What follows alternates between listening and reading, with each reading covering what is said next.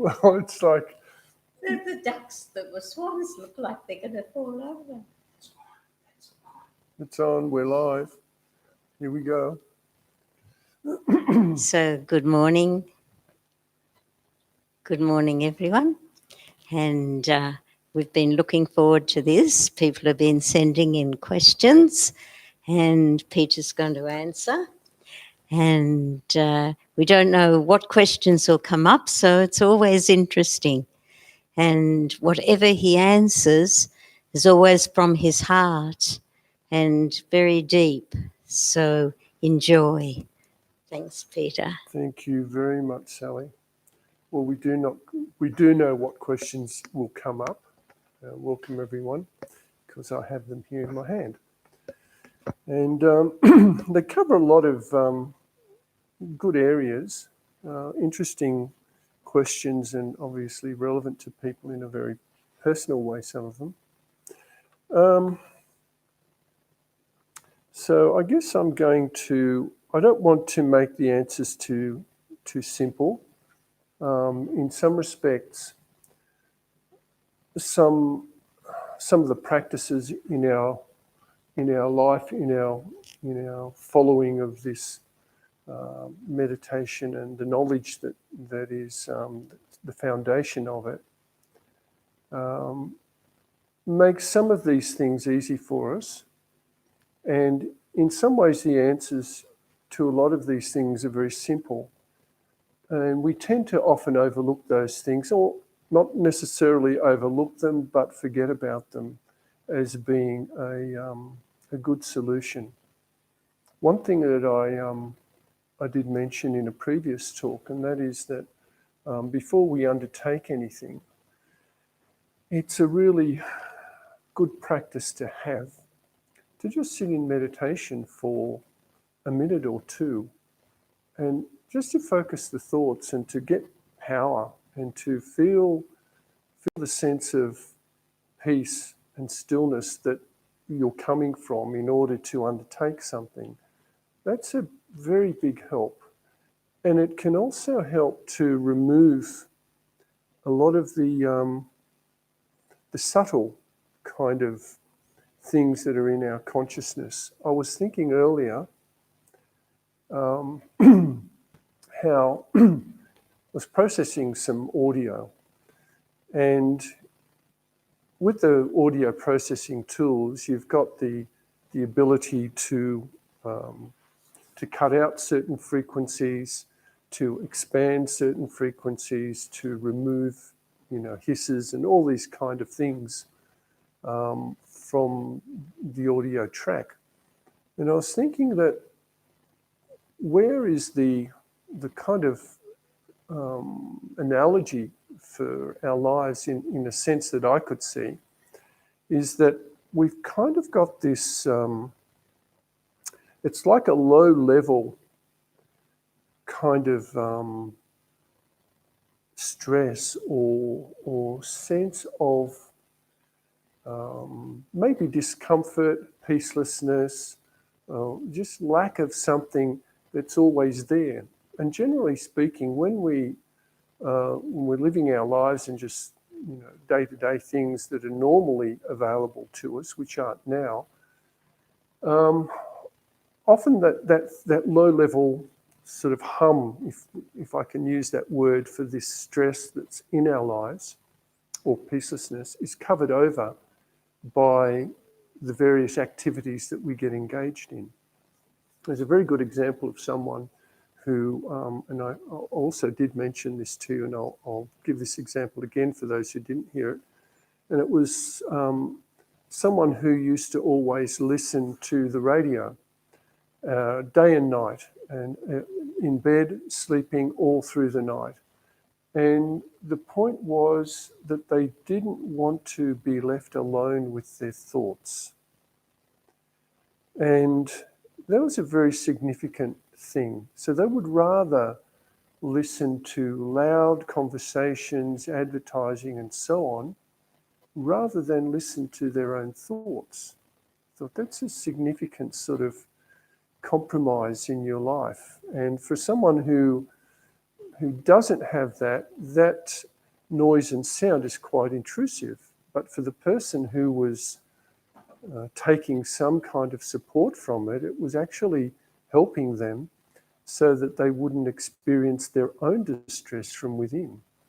So it just shows us that on some level or the other, we have this stress going on, and it's that stress that we need to really address in meditation. So, and I would say that the successful experience of that is when we can just be with ourselves, be silent, be peaceful, and be content.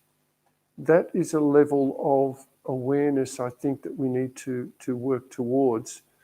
And because it's, I don't know that I'm answering anyone's question in this, but I'm just establishing a kind of a baseline practice of meditation to see that when you sit quietly, what's the actual soundtrack that's playing all the time? What's the subtle message that you're giving yourself? To be able to observe that is such a useful thing to be able to do. And when you sit quietly, just for those few minutes before you engage yourself in anything, just to see what message is coming through in your consciousness before you engage in your activities or whatever it is that you're going to do. Can you disable that track? Are you able to engage your consciousness in such a way that that subtle, stressful sort of, I was going to say subsonic, but it's kind of not, it's not even that sub-thought level. So it's kind of a subconscious thing that's going on, just to be able to recognize that that's actually happening for you. And to be an observer of yourself is a really important practice in order to sort of throw light on that. At the moment, I'm getting a lot of light on me here, but so you can see, that's a good thing. So I just wanted to talk about that first because it's something that you can practice in meditation, and just to be able to recognize whether or not you can change it, to be able to recognize that there is something going on in the subconscious, that's speaking to your conscious mind, that's speaking to you and maybe dictating to you whether you feel stressed or peaceful or not, just to be able to check that within yourself. So the first question that I've actually got here is, do you remain stable and unshakable when someone insults or defames you? If so, what method do you use for this? Well, I guess, defamation can come and insults can come in many different ways. I think many of them are unintended, just because of the nature of our world, that we sort of speak whatever's on our mind, and we're not so sensitive to the effect that it might have on others. So I kind of don't take things very personally myself. And I think it's not so much a method. It's not really I'm adopting methods to deal with it. It's more of an awareness that I have that we're all of a variety type of human soul. We've all got our own inclinations, our own sensitivities, our own knowledge and awareness. And what bothers some people doesn't bother other people. So from that point of view, I kind of recognize that there's very few, I can't even remember, there'd be very few times where there's been an intentional desire to defame or insult. And in that instance, well, because it's not sort of part of our lifestyle, I guess, that those things stick out. And generally speaking, you would say that that person is suffering from something in a way, why they would speak in such a manner. why they wouldn't simply put something to you that was bothering them about you and rather come out with an insult. And that's very unusual. And I mean, if those things happen, then it is really a question of, I think, accepting, taking certain things and letting them pass. It's kind of like an accident. Those things will happen. You can't change other people's behaviour. You can obviously change the way you respond to them.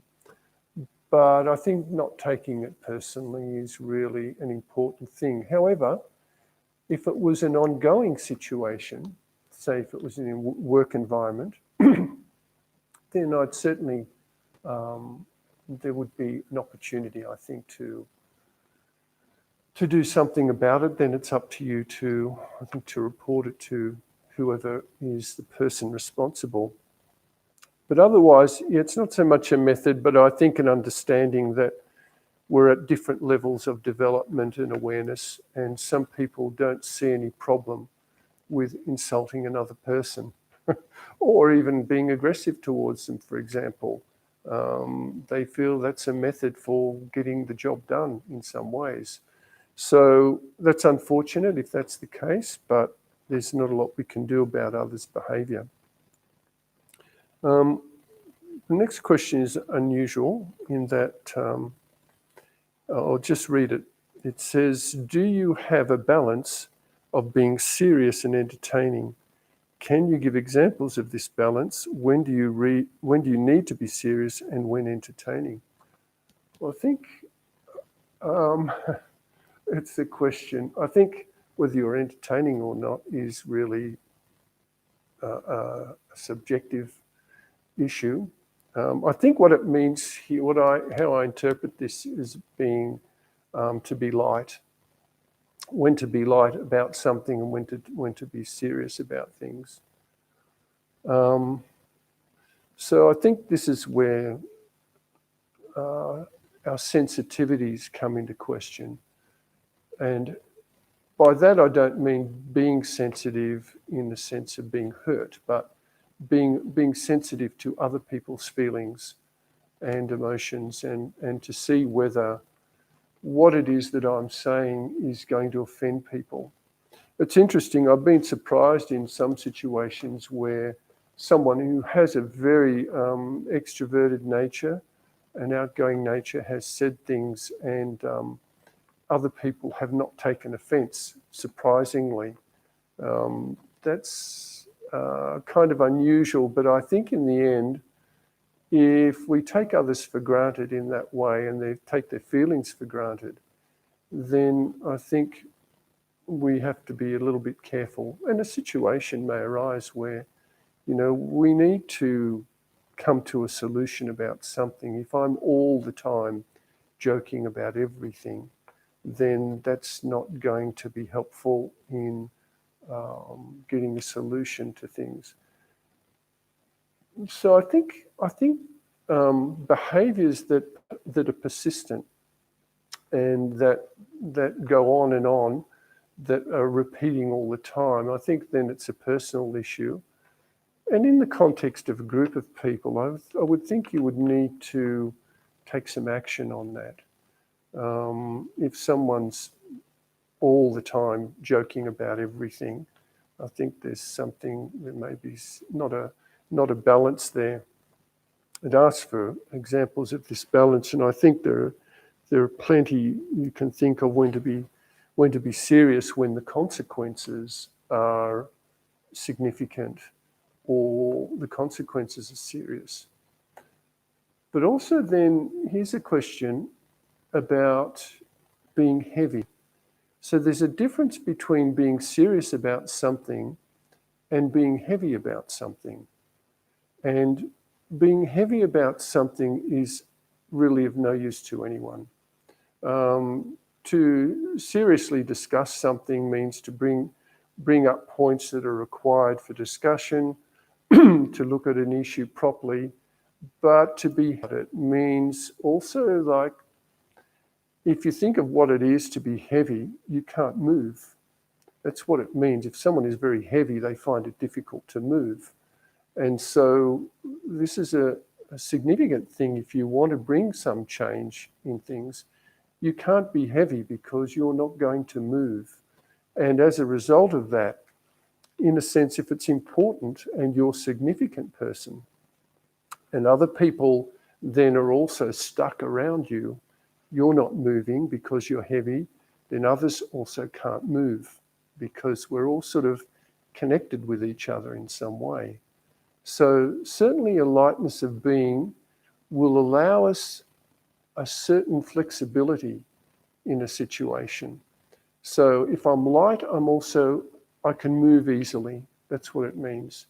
So doesn't mean I'm changing my mind all the time, but it just means I am flexible and I'm able to adapt to situations.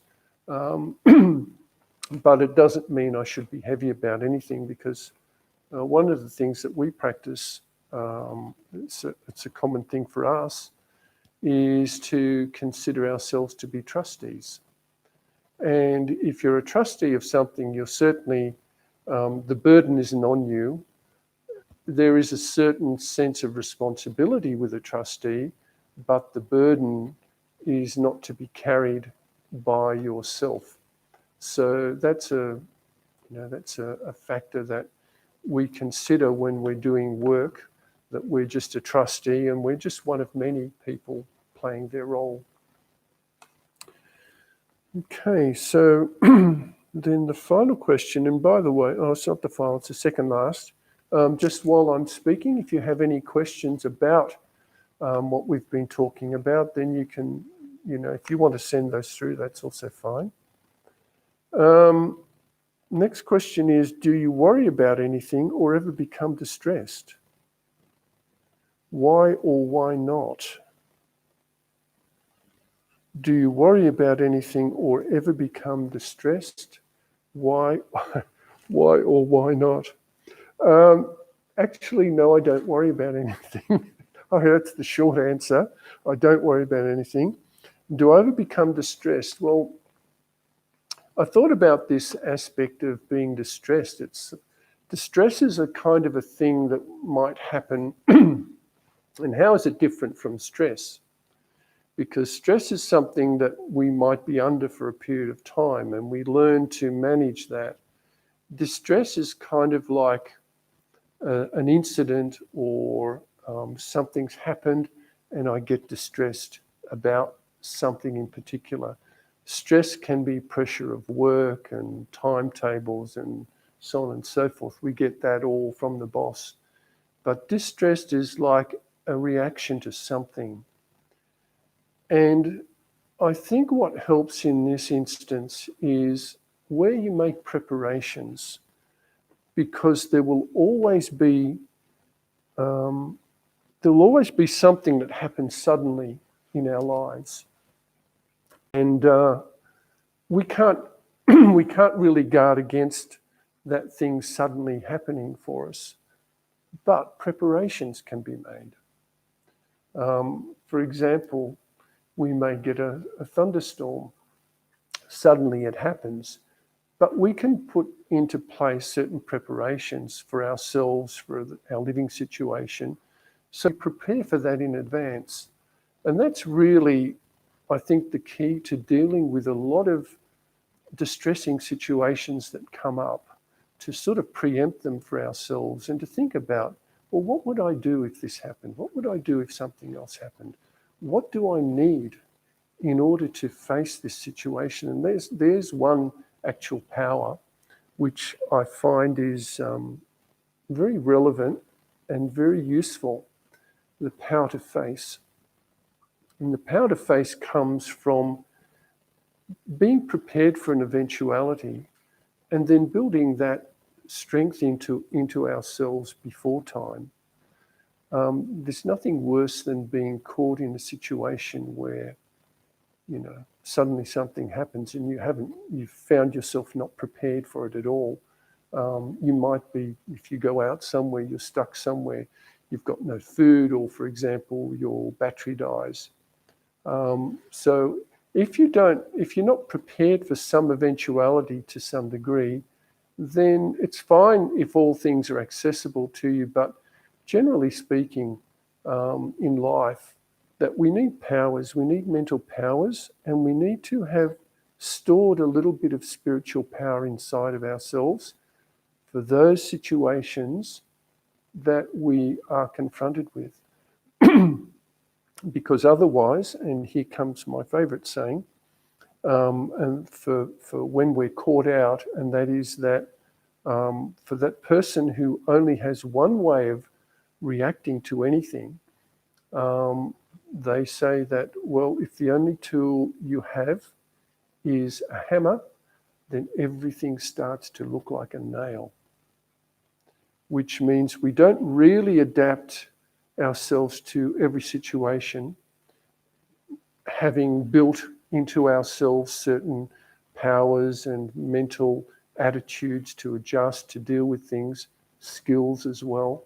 If we don't have those, then we will only always deal with the situation in one way, and that's the way that we've known.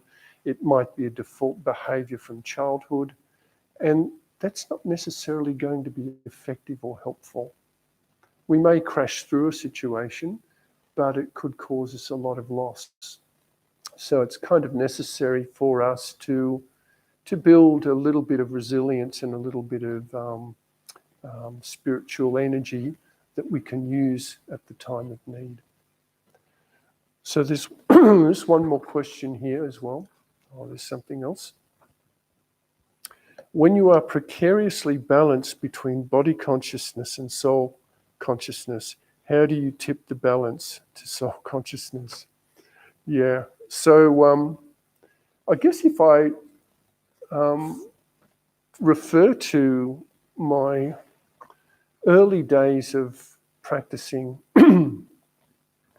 I arrived at a point very soon where I kind of felt, okay, this is what I need to practice. I accepted that I needed to be soul-conscious.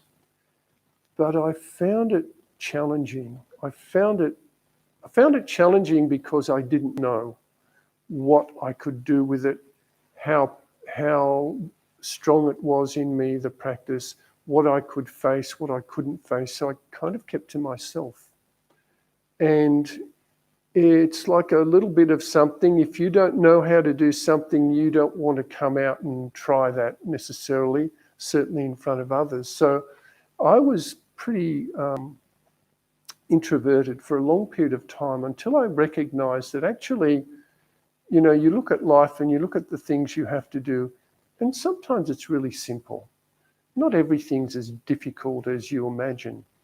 And it is sort of disabling this aspect of imagination, which can work in a negative way for us and make us think that something is more difficult than it is, that it'll be more problematic than it actually is, or that other people are going to be more sort of against me than they actually will be. And so we build up this kind of a tension in that area, and it's hard then we're fighting against our own odd behaviours. So really it's a question of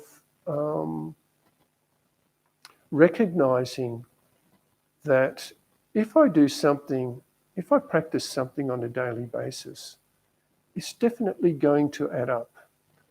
For example, if I decide now that, well, I'm grossly overweight, I really need to walk every day. And so I walk for 10, 20, 30 minutes a day, and I do that every single day. It's not possible that I don't develop a certain stamina through that process. In the same way with meditation, if you do it on a daily basis and you practice being soul-conscious, then there's no way that practice won't give you success. The other side of it is that it's not so much just sitting down and meditating, it's introducing the thought that I'm a soul doing actions through the body. But sometimes you need to sit back and just enjoy the experience rather than let the mind keep racing. I have to be a soul, I'm a soul, I'm a soul, I'm a soul. There has to be recognition, acceptance, recognition, and then practice of it and enjoy the practice, because it's meant to make our life enjoyable. So I think they're all the questions I've got. If there's another one here, then. So there is one more question, Peter Bhai. Can you please explain about the little bit Maya? What is Maya? We heard in Brahma Voice, and Okay. one more thing related to that, about the Maya not making us to do things. How do we do that, in other Yeah. words? Okay. So Maya is the word which is a little bit differently understood in kind of devotional path. In the devotional sense, and historically, it's been understood to be illusion. To some degree, that is correct in the sense that it creates an illusion in us. But really it refers to the vices. And the vices are born from body consciousness, the mistaken identity that we have that we're a body. So when we act in body consciousness, then we're open to influences of Maya in various forms. So it's nothing special in a sense that everyone is acting under that influence in the world. Because everyone's body conscious, so Maya will come, anger will come, ego will come, and so on. All the vices will manifest themselves through other people.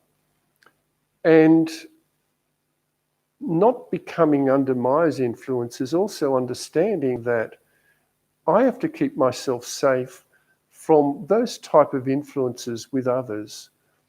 And it's not necessarily that we're opposing them. It's a matter of just recognizing, okay, let me not behave in this way.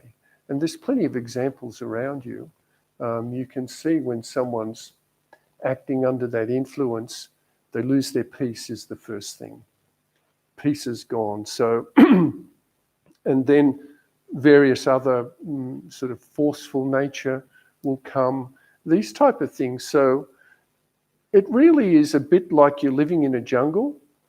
You need to have some tools to keep yourself safe in those situations and not come under people's influence. And the best way to do that is come under another influence, and that is of your own practice of soul consciousness and the influence of God's energy. And that in itself will keep you safe. It's how do you recognize that though? I think, to me, one defining characteristic of that experience for me is that I don't have to think much. I get success without thinking much about things. So in other words, I'm allowing this energy to move me around, to allow me to think freely and easily about things, to keep a plain intellect where I'm not overthinking things. Overthinking something to me is like a sign of some kind of stress. There's stress coming in from a certain point that I don't recognize. So these sorts of things we can gradually work through and become aware of. And it's as if at some point, in a way, like we have to be knowledgeable about the world, but not become cynical or affected by it in a negative way. So our thinking shouldn't become affected by some other person's thinking.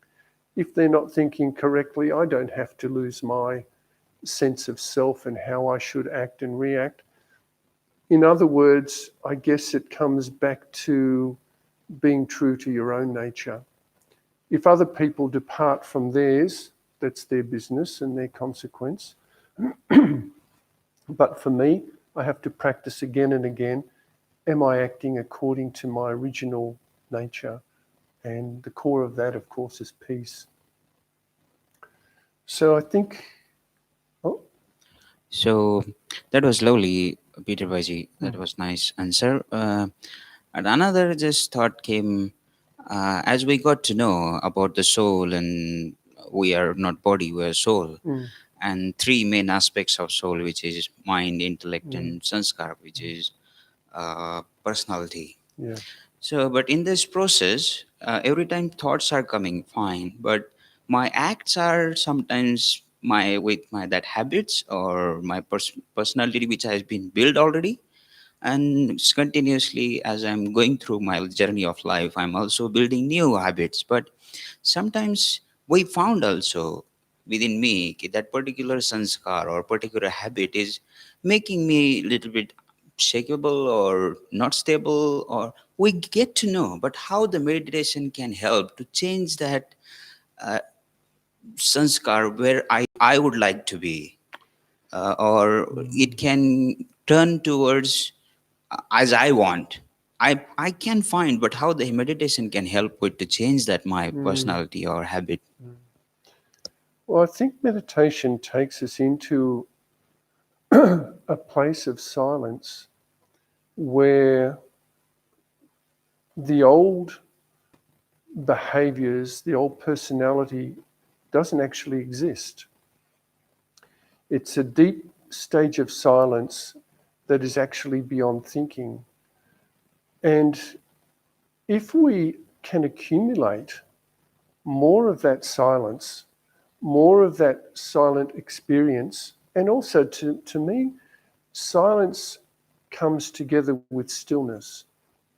So, in other words, I'm actually in that state where I'm kind of, in some ways, almost like I'm breathing in that peace. It's so much, it's so almost tangible that I'm feeling that this depth of peace is with me. So I think that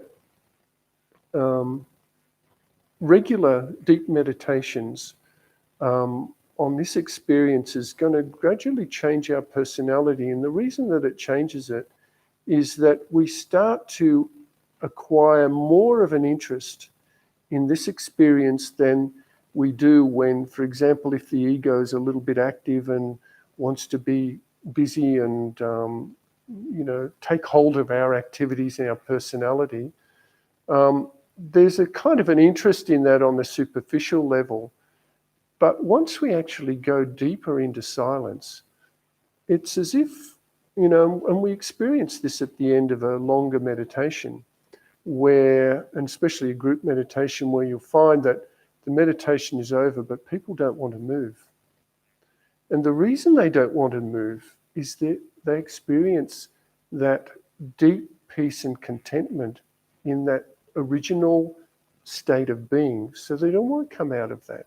They like the silence. They like to be in that. And I've also found that to be the case. But we are karma yogis and we have to do action. But then the thing is, the challenge for us is bring that experience with you.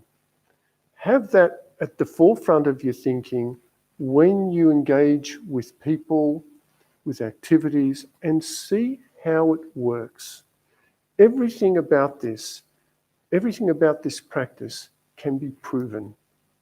So when we say that soul consciousness and yoga power is the best power and the biggest power, challenge yourself to prove it. See how it works in real life. Remain in a soul conscious state. Come into, engage with other people. What influence? Observe the influence that your vibrations and your thoughts have on people. You will see how they're very accepting, and they're very, anyone who's in that soul conscious state is allowing others to remain as they are, in the sense that to be who they are, and to not feel stressed or to not feel disturbed. It's a very unique experience which I haven't found anywhere else. So it's something to be practiced, and especially if you recognize that you're becoming a little bit too caught up in things, go back into silence and to experience the depth of that peace. So that was very nice, Peter Baiji, answering the questions in very simple way. Will you please take us to that deep little silence for a few minutes? Yeah, That why would be not? We lovely. should. Okay. So one of the attitudes or the practices that we have is to watch ourselves. Immediately when we adopt that stage of observer, we disengage the action part of ourselves. When we disengage the action, it's like we stop thinking of activities, we stop thinking of all the phenomena that's going on around us. But like if you're sitting in the car, you turn the key off, all the functions of the car are disengaged. So think of yourself like that, and use that analogy, if you like, to just think, okay, I'm disengaging now from the body. I don't need to go anywhere, do anything, say anything. If you go through the mental process of disengaging, and this is where we have, for example, commentaries where we feel we consciously disconnect from the feet, from the body in different stages, and just feel the self to be sitting very peacefully as it is, in a stage of contentment with who I am right at this moment, to give the self permission just to be silent and to absorb the peace that comes with the silence, to feel the consciousness going below the surface into that space beyond sound, beyond time, beyond activity,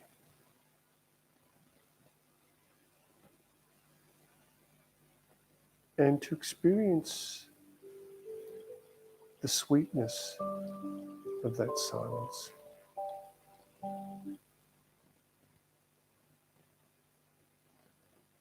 Just allow your mind to immerse in that space, even if it's for a few seconds.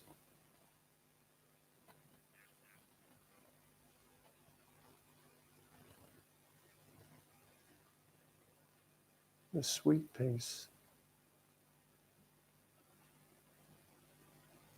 And I feel the mind is again energized, being filled. This is the filling station for power.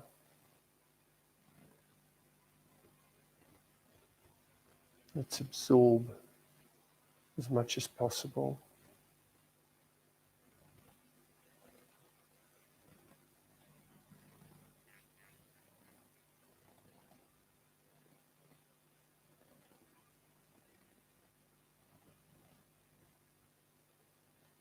Just silence.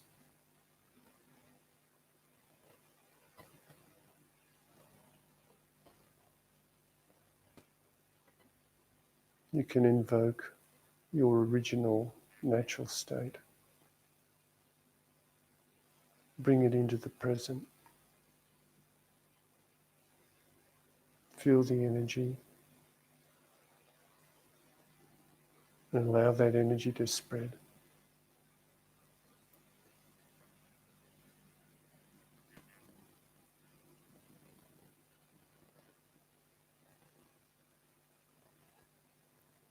Om Shanti.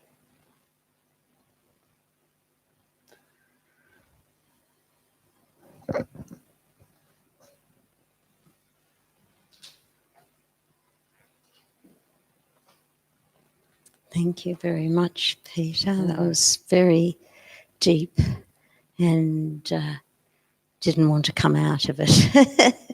That deep silent space is so sweet. And I think you've really captured that. And I think we'll all practice that a lot now, just going inside and experiencing that deep silence and being very loving to the self. So we'll look forward to next week and we'll send in more questions. Thank you. Thanks.